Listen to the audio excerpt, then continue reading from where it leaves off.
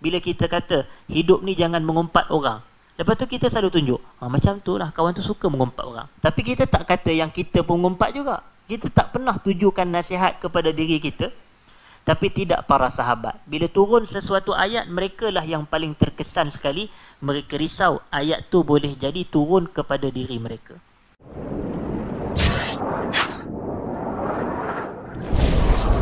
Menjadi satu sebab turunnya ayat yang terdapat di dalam surah Al-Hujurat, yang mana Allah mengatakan dalam ayat yang kedua, Ya ayyuhallazina amanu la tarfa'u aswatakum fawqa sawtin nabi, kata Allah dalam surah Al-Hujurat ayat yang kedua, yang membawa erti, wahai orang yang beriman, jangan kamu mengangkat suara kamu melebihi suara Nabi. La tarfa'u aswatakum fawqa sawtin nabi. Ini akhlak dan adab di hadapan Nabi. Jadi begitu juga apabila kita berada di hadapan para ulama, walaupun tidak ada dalil khusus, tetapi dalil secara umum yang menyebut al-ulama'u warithatul anbiya. Para ulama merupakan waris para nabi.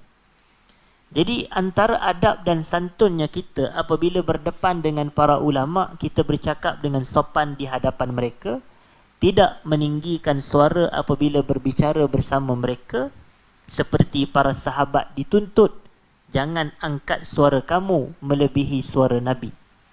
Cara faham sebegini tidak lari daripada konsep yang difahami oleh para ulama juga.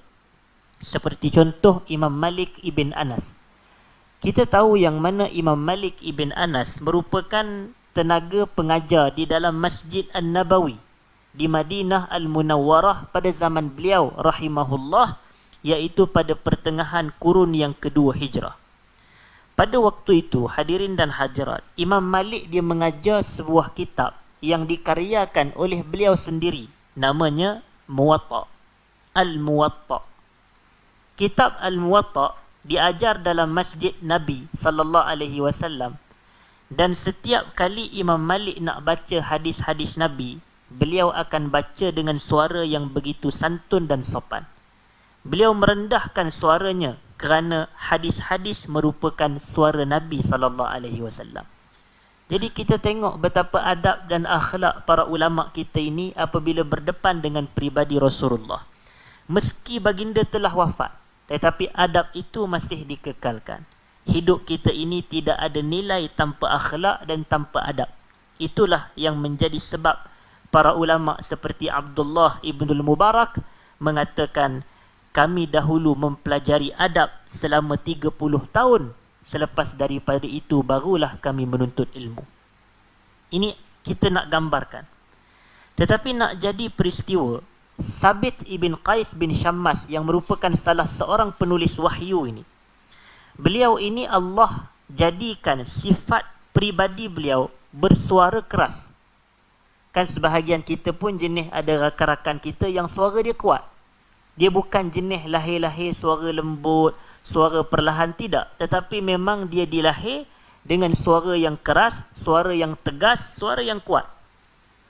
Lalu apabila Allah Subhanahu wa taala menurunkan ayat ini, Ya ayyuhallazina amanu la tarfa'u aswatakum fawqa sawtin nabi, kemudian Allah kata, wala tajharu lahu bil qaul. Jangan jaharkan, keraskan suara kamu apabila berbicara dengan baginda. An tahbata a'malukum wa antum la tash'urun.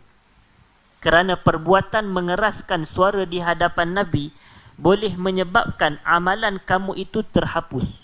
Amalan terhapus. Wa antum la tash'urun, kata Allah, dalam keadaan kamu tidak menyedari yang pahala kamu terhapus. Kenapa pahala terhapus? Kerana percaya hadirin dan hadirat, setiap kali kita melakukan kejahatan-kejahatan yang besar seperti itu, amalan kita ini akan jadi sia-sia. Dalam erti kata kita ini, amalan kita pahalanya berkurangan. Itu maksud dia. Sama macam orang puasa lah. Orang puasa dia tak digalak untuk dia bohong, untuk dia ini mengumpat, untuk dia ini mengadu domba, memfitnah, mengaibkan. Sebab apa? Sebab perkara itu termasuk perkara yang mengurangkan pahala puasa dia. Jadi begitulah juga sikap perbuatan yang meninggikan suara depan Nabi boleh menyebab amalan terhapus, iaitu mengurangkan pahala dia kurang dalam keadaan dia tak sedar. Maka Sabit ibn Qais bin Syammas, bila dia dengar ayat tersebut, maka dia gementar, timbul rasa takut, dia menangis, pulang ke rumah dan dia bersendirian di dalam rumahnya. Sehingga kepada tahap beliau tidak mampu dan tidak mahu nak keluar rumah kerana beliau menyangkakan ayat itu turun kepada beliau. Kerana suaranya keras, suaranya tinggi. Jadi dia kata, habis dah aku ni. Ayat ni turun kepada aku. Antahbata a'malukum, amalan terhapus wa antum la tash'urun. Itulah sikap para sahabat.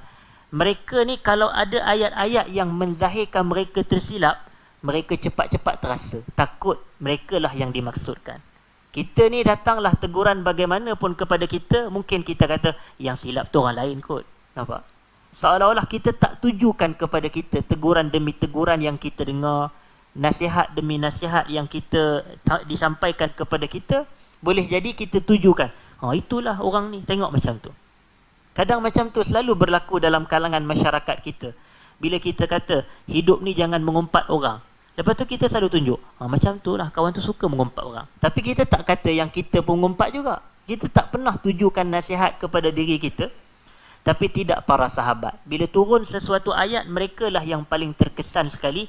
Mereka risau ayat tu boleh jadi turun kepada diri mereka.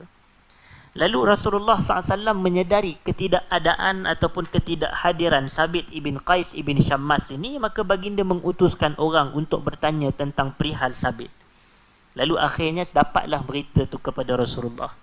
Bila dapat berita tu kepada Rasulullah, sebenarnya baginda menjelaskan ayat itu bukan turun kepada Sabit ibn Qais. Lalu Nabi memberi satu ketenangan ucapan kepada Sabit, ya Sabit, ama tarda an takuna ataupun an ta'isha sa'ida.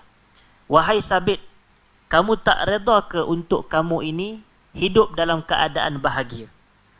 Kemudian wa an tuqtal syahida, kamu mati syahid. Wa an tadkhulal jannah, dan kamu akan masuk ke dalam syurga. Tak reda ke kamu dengan perkara-perkara tersebut, kata Nabi. Ya Sabit, amma tarda an ta'isha sa'idan wa tuqtal syahidan wa tadkhulal jannah. Tak reda ke? Kemudian itulah dalil yang merunjukkan bahawasanya Sabit ibn Qais merupakan salah seorang daripada ahli syurga yang disebut oleh Nabi sallallahu alaihi wasallam.